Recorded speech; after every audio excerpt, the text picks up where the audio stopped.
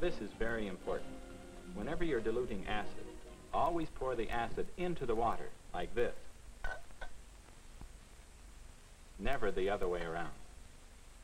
You're ready to learn the pivot shot now. Just get your feet in this position and hold the ball about here. Now, if it's a cash order, use this form. If it's a charge, you'll have to check with the credit office for an approval. What about cashing checks? Checks are also handled through the credit office. All right, girls, and if you'd like to use the television set, you turn it on here and select your channel there. Instructions. It's surprising how often we use instructions. How often we're on either the giving or the receiving end of instructions. I began thinking about instructions the other day when Jack and I were going over the last-minute plans for his class picnic. You see, I'm advisor to the class and, well, listen and see. Oh, Jack, I'm glad you're here. I came early because... Oh, hello, Mr. Barker. Hello, Rose. Jack, I want to talk to you before the committee meeting. I'll go ahead and handle all the food arrangements, as you asked. Only, well, I don't know just what to do exactly. Well, I helped out on that last year.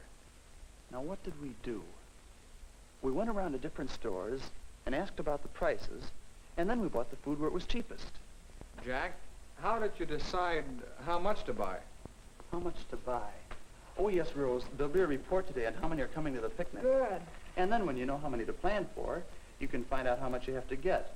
Oh, we have to get hot dogs, buns, potato chips, and then the trimmings. Mustard, pickles, ketchup. That's the idea. And when you know how much you want to buy, you can go to different stores and get a price on that quantity. Oh, last year we went to several stores before we got... Yes, I began thinking about instructions. About how often we have to give and take them. About certain skills we need to give and take instructions effectively. Jack and Rose didn't have those skills down pat, but they were learning them. And they were learning two basic elements of instructions: a clear plan and effective communication. But even as I was thinking that through, another little incident occurred that illustrated the skills of instructions quite well. Hey, Jack, did you plan out what you want me to do about the sports equipment? Well, yes, Walt, here's what you can do. First, figure out just what to take and how much.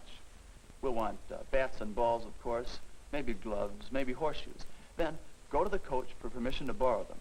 And then have the stuff right here before 10 Saturday morning. We'll have cars ready to take it out to Graham's Woods. Check. Oh, and Walt, here's a snapshot taken at last year's picnic. It'll give you some idea of what to take along. Thanks, Jack. Hey, this'll really help out. Jack gave those instructions skillfully. Did you see what he did? What are those skills of giving instructions? First, be clear. Jack had a clear plan in mind about the job to be done. Second, know the steps in order. Jack knew the steps and gave them to Walter in order. Third, use effective methods. Well, it seems to me that Jack's use of the snapshot was a good idea to help Walter see clearly what he was to do. But that wasn't all. What about getting the things back? I'd better do that, too. Yes, if you would. Let's see. Decide what to take, get permission from the coach, then bring the stuff here and return it after the picnic.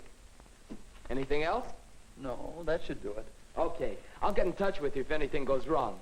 Okay. Thanks a lot, Walt. Hi, everybody. Yes, Walter showed some skills, too. He made sure he understood the job he was to do. He repeated the steps immediately to prevent mistakes, and he was set to check his steps in action as he went along. You know, it's a funny thing. When the committee meeting got underway, the very first subject that came up had to do with... Well, looks like we're all here. I guess we can get started now. Bill, you were going to handle transportation for the picnic. How's it going along? No good. Nobody wants to drive. Why, surely someone would. Ken and Betty, and I'll bet Ralph would drive if you asked him. I just did ask him. No soap. Started out interested, I thought. Then. Well, I might be able to get the car. Where is this place? Graham's Woods. Never heard of it. Oh, it's a swell place for a picnic. You'll like it. Well, maybe. Somebody rides along to show me the way. Oh, I'll tell you how to get there. You go down Route 46 to 12. Then you turn left on 12 and go along for about 5 or 6 miles. There's a gravel road off to the right. Then you turn left on another gravel road and... Well, you can't miss it. It's a big woods with a picnic grove. I don't know. I can just see us ending up miles from this place. Golden Woods? Graham's Woods. You can find it. Oh, I probably couldn't get the car anyway. You can find somebody else.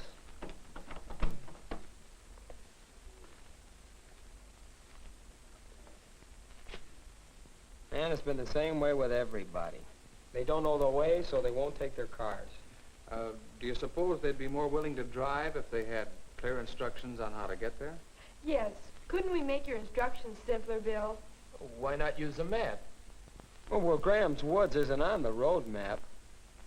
Well, we could make maps, I guess. You go down Route 46 to 12. Well, Mr. Barker and I could help you with that after the meeting. Good, I'd appreciate that. Well, now we have several other items on the agenda. Thanks, Jack. I think I can work it out now. Fine. All right, Bill, now let's get started on this map. Good. Bill, I suppose you're clear in your own mind just how to get there. Yeah, sure. Well, then why don't you outline the steps and we'll see if Jack can draw a map as you go. Boy, that'll be the test. Well, you go down Route 46 to 12. Which direction, north? That's right. And you turn left on 12 and go along for about 5 or 6 miles. There's a gravel road off to the right. Well, just exactly where? I mean, there must be lots of gravel roads around there. Well, oh, there's a schoolhouse on the corner. You'll spot it because it really is a little red schoolhouse. Turn right at Red Schoolhouse. Yeah. And you go along that road until you pass a steel bridge. That's 3 miles from the highway. Then about a half a mile past the bridge, you turn left. And that road goes right into Graham's Woods. Boy, if we make maps like that, the drivers can't miss. Maps or drawings are helpful in giving instructions when you can use them. But perhaps you should write the key steps on the maps, too. Yes, I'll do that. North on 46, left on 12, right at the red schoolhouse, and left a half mile past the bridge. Oh, and Bill, when you're giving these instructions, you might ask some questions, just to make sure each driver understands. And let the drivers ask questions, too. That's right. Then repeat all the steps with the map right at hand. And finally, make sure each of the drivers takes his map with him so he can check instructions as he goes along. I will. Thanks, Mr. Barker. Okay. Thanks, Jack. Yes, instructions involve clear planning and effective communication. And there are skills for giving and receiving instructions. Be clear. Know the steps in order. Use effective methods. Repeat immediately. Check in action.